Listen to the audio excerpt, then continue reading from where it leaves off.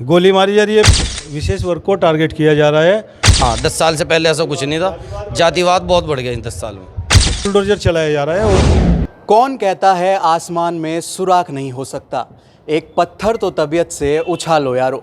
जी हाँ, देश में इस समय चुनावी माहौल बहुत ही सरगर्मी में बढ़ा हुआ है। जैसे जैसे गर्मी का मौसम बढ़ रहा है, वैसे ही राजनीतिक महकमे में भी गर्मी बढ़ती जा रही है, क्योंकि लोकसभा चुनाव इस समय बहुत ही नज़दीक हैं।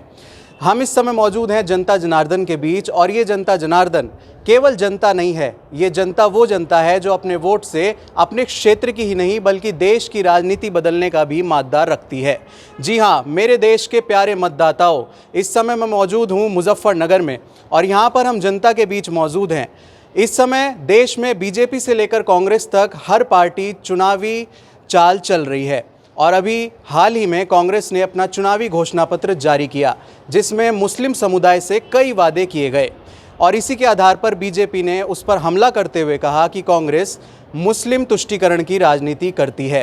तो आखिर सच क्या है, ये जानने के लिए हम मौजूद हैं वोटर्स के बीच। मैं हूं आपके साथ, जनता की राय आप तक पहुंचाने वाला खबरी पोस्टमैन अंश शर्मा। आप देख रहे हैं न्यूज़ ट्यूब भारत, नए भारत की नई आवाज़। आज हम बात करेंगे लोगों से और जानेंगे कि आखिरकार सच क्या है। आपका क्या नाम है? अहमद ज़मीर।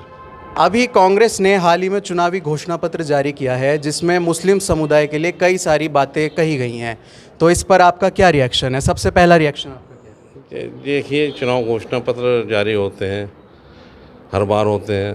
अब उस पर अमली जामा अगर सत्ता में वो आए तो उसको लागू करेंगे या नहीं करेंगे, ये तो बाद में बताया जाएगा, लेकिन उनका प्रयास अच्छा है, घोषणा पत्र अच्छा है। कांग्रेस पार्टी की तरफ से कहा गया है कि अगर उनकी सरकार आती है तो जो अल्पसंख्यकों के अधिकार हैं वो बरकरार रखे जाएंगे। तो क्या इस ये भी माना जाए कि जो वर्तमान में केंद्र सरकार है वो अल्पसंख्यकों के अधिकारों का हनन कर रही है?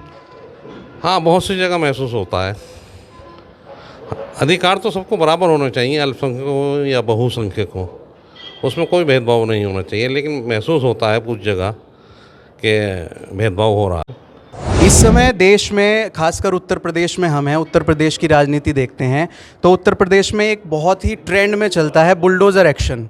तो कांग्रेस पार्टी की तरफ से ये भी कहा गया है कि बुलडोज़र एक्शन पर तुरंत रोक लगाई जाएगी। अगर सरकार कांग्रेस की आती है तो तुरंत इस पर रोक लगाई जाएगी। और ये भी कहा जाता है कि बुलडोज़र एक्शन जो होता है वैसे तो माफियाओं के खिलाफ होता है, लेकिन अमूमन एक विशेष वर्ग को टारगेट किया जाता है। आपका क्या कहना है? विशेष वर्ग को टारगेट किया जा रहा है, और बुलडोजर जो है ना, माफिया को देखकर नहीं, माफिया की कोई जाति नहीं होती है, माफिया का कोई वो नहीं। माफिया यानी कि जुर्म के खिलाफ अगर कुछ हो रहा है, होना अच्छी बात है, लेकिन वो एक लेवल पे नहीं हो रहा, सबके लिए सामान्य नहीं है। सब सिर्फ आदमी देखकर, उसकी जाति देखकर बुलडोजर चलाया जा रहा है, और कुछ नहीं हो रहा है।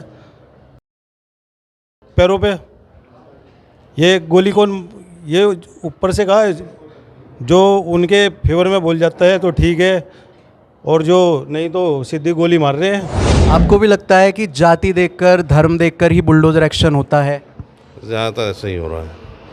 कैसे लग रहा है आपको? मतलब माफिया जो हैं जिन पर बुलडोज़र एक्शन हुआ है उसमें हिंदू भी हैं, मुस्लिम भी हैं, तो ऐसे कैसे कह सकते हैं कि केवल एक ही वर्ग के लिए बुलडोज़र? नहीं, ज़्यादातर आप आंकड़े उठा के देख लीजिएगा। कुलदीप सेंगर का कुछ हुआ, ब्रजभूषण का है, उसे और टिकट दे रहे हैं।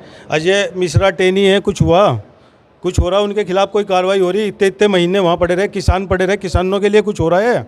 आप बताओ, किसान कितने दिन पड़े रहे हैं? एक और बड़ा मुद्दा है इसमें, यूनिफॉर्म सिविल कोड तो है ही, साथ में जैसे भारतीय जनता पार्टी इस समय केंद्र में है तो वो लगातार बोलती है एक देश, एक संविधान, एक कानून।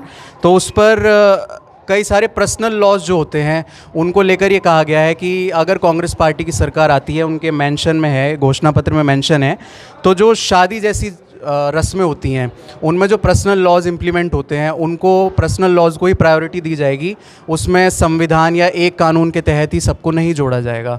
इस पर आपका? नहीं, पर्सनल लॉ मुस्लिमों का ये अपना अलग कानून है, ये तो जारी रहना चाहिए, होना चाहिए। ये तो एक देश एक संविधान से कोई दिक्कत होती है? नहीं, दिक्कत है, जो मुझे तो पहले से ही चला रहा, मुस्लिमों का अलग लॉ है, ये मुस्लिम पर्सनल लॉ।